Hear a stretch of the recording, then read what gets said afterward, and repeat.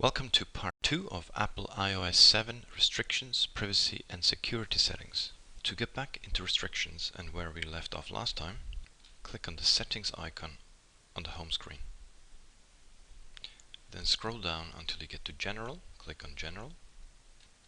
And again, scroll down to Restrictions and click on Restrictions. So last time we set a 4-number passcode. So input this passcode again to gain access to restrictions again. In part 1, we looked at what applications you want to let your child have access to, as well as further down what content you wanted to allow your child to have access to. So we now want to scroll a little further down till you get to privacy. And in this part you can set and restrict privacy settings. To configure each of these, simply click on the menu bar. So we'll pick location services as the first. And the first part is always whether you want to allow your child to make changes to the settings or not. Simply tick on the relevant option. Location services essentially reveals the location of the device to the applications listed here below.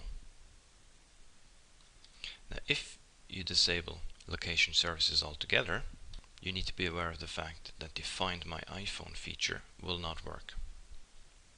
So we might suggest to leave location services on, but maybe make some restrictions in relation to what applications can use location services. So for instance, if you don't want Twitter to reveal the location of the device, simply click on this radio button and disable location sharing with this application. We suggest you learn a little more about location services by clicking on this link here. When you're done, click on restrictions up here to get back to the main menu. Next, scroll down to Contacts and click on Contacts.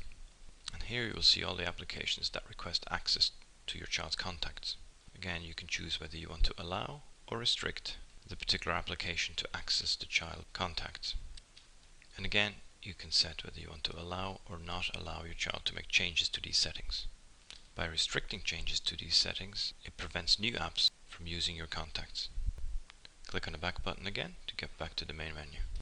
Where you have restricted changes to the settings, you will see a little padlock symbol. The next one we'll have a closer look at is Photos. Click on Photos, and again you can decide which apps have access to your child's photos and which don't. And again you can decide whether you want to allow your child to make changes to these settings or not. And please remember that photos stored on your iPhone may contain other information, such as when and where the photo was taken. Go back to the main menu and adjust the rest of the settings as you see fit. When you're done, scroll down to Allow Changes. The next item we'll have a closer look at is allowing changes to accounts and settings. So the first item, if you click on Accounts, is whether you want to allow your child to make changes to email accounts, contacts and calendars. When you're done, click on the back button again to get to the main menu. In the same category, you can set whether you want to allow your child to make changes to the volume limit that you have set. And lastly, for games that are available on the Game Center, you can set whether your child is allowed to play multiplayer games and whether they are allowed to add friends to their games. Again, make your selection by clicking these radio buttons. And this concludes part 2 of restrictions on Apple iOS 7 devices.